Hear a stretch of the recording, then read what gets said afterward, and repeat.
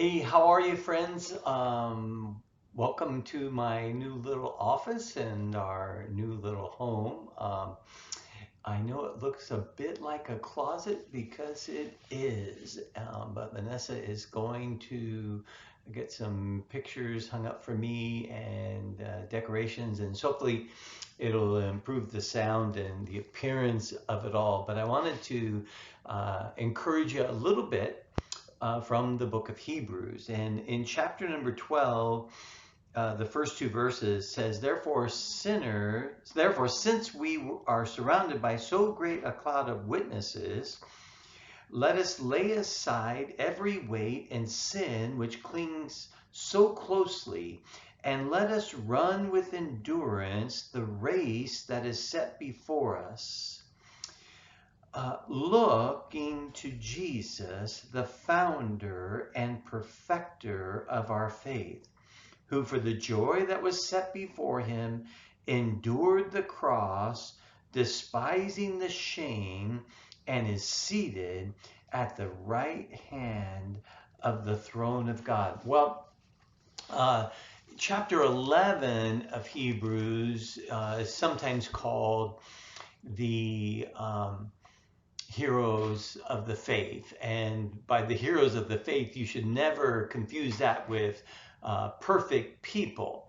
The reason that we call it the heroes of faith and that we find encouragement is simply because these were very imperfect people with a very perfect God who loves us and accepts us. So don't think when you read through the heroes of the faith, you're looking at people who had their whole act together. Most of them had miserable failures in their experience, and yet they prevailed.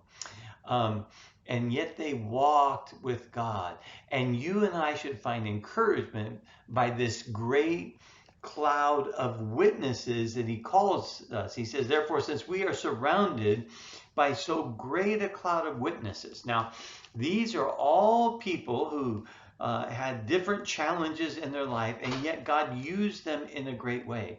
And then he says, because we see their example in our lives, then we too lay aside every weight. Now, the idea of a weight was something that held them back. And Paul's using the picture of a runner in a long distance race. And so they want to keep their weight to a minimum.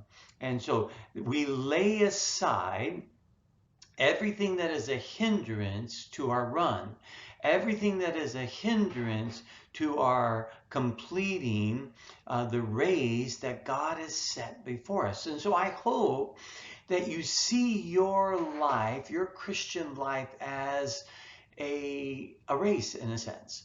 And that God has this great plan and purpose for your life. And so we lay aside all of the things that burden us and hinder us from running the race that God has set before us. And then he also said, and the sin which clings so closely.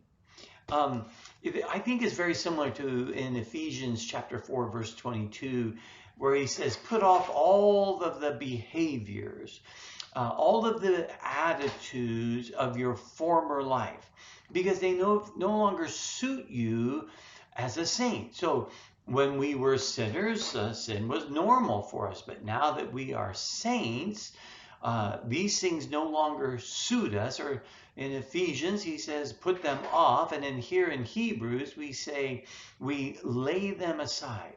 They just don't suit who we are anymore. And he says, let us run with endurance the race that is set before us. The race, the word race comes from the Greek word agon, which is where we get the word agony. I have never, or maybe not in recent decades, enjoyed running too much, though I have done it at different times, and I was a reasonably good distance runner, but it can be quite agonizing. And what is he showing us? But that, friends, that part of the journey of this life is not pleasant. Even Jesus showed us that there was much agony in him accomplishing his design purpose that God had for him. Um, and so we endure and we recognize that it's not a sprint.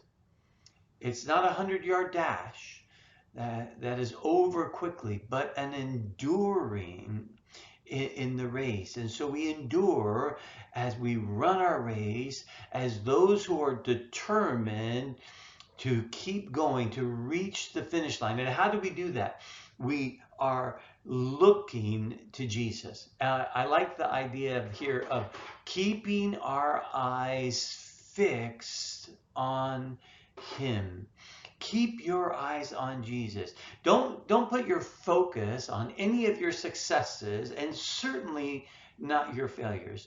They will not help you finish the race. But what do? We keep looking to Jesus because, friends, he is the founder, he is the author, he is the initiator, if you will, and the perfecter of our faith. He initiates our faith and he carries it through to the very end. Take great comfort in this truth, that the one who started you in the faith, who drew you into the faith, he is the perfecter. He is the finisher. He will never quit on you.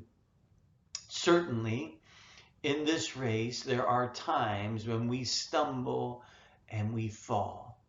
And the worst thing that we could do would be to be preoccupied with our failures. The worst thing we do is to be focused on us at all, because he is the one who finishes it. And he who for the joy that was set before him endured the cross. I don't think anything about the cross was joyful, but I think there was a joy in knowing that at the cross, as a part of his race, would bring about your and my reconciliation.